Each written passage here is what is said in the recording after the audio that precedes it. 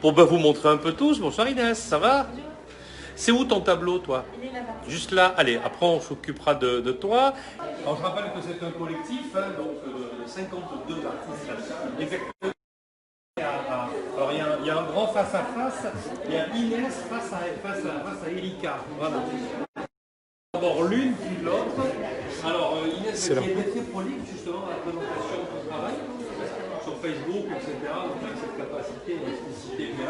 Allez, en quelques mots, artistiquement, qui es-tu? Voilà. Alors, je me présente, je suis... Et toi, devant ton talent. Je vais me mettre... Je me présente, je suis Madame Missa Inès, je suis le nom d'artiste ENESA. Je suis docteur en art plastique et sciences de l'art de la faculté des lettres d'Aix-Marseille. D'abord, je voudrais remercier M. Salor de m'avoir accordé cette opportunité de participer parce que ça tombe, c'est un sujet qui m'a beaucoup touchée. Ça tombe bien avec une histoire personnelle, une expérience qui a débuté avant même le confinement.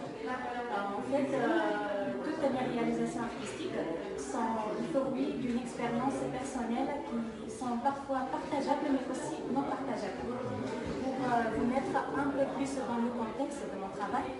Et du confinement, hein, même le thème, hein, voilà. Justement, je vais remonter un peu le temps. Donc, quelques mois avant le confinement,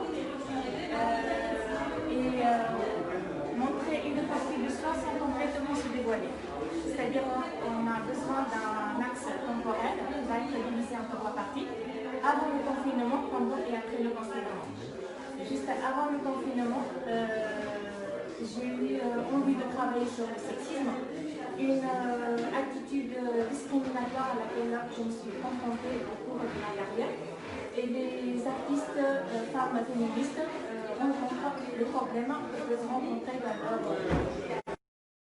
donc, c'est dommage qu'il y ait pas mal de personnes qui détestent les femmes qui ne se laissent pas faire facilement. Et personnellement, je préfère m'abstenir, ne pas réagir et laisser le temps avant d'arriver à la période de confinement. Une période très importante pour moi, cruciale même. En fait, je me suis déconnectée de ce monde. J'ai créé ma bulle interne, mon monde personnel et surtout pour faire des choix. Donc ma décision fut de retracer ma vie, de revoir certaines options,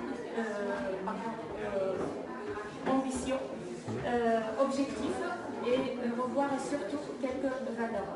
Donc à ce moment-là, j'ai réalisé mon œuvre, le travail sur soi.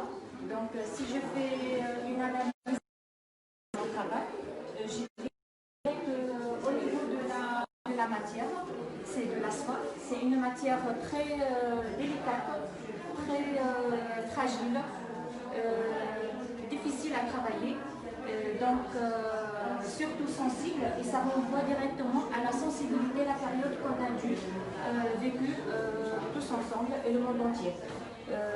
Au niveau, par exemple, de la composition, on peut voir les différentes possibilités de ceux de vie, c'est-à-dire je présente ici la santé, la vie personnelle, le travail, qui peuvent se corroiser parfois. On voit aussi la présence des boutons.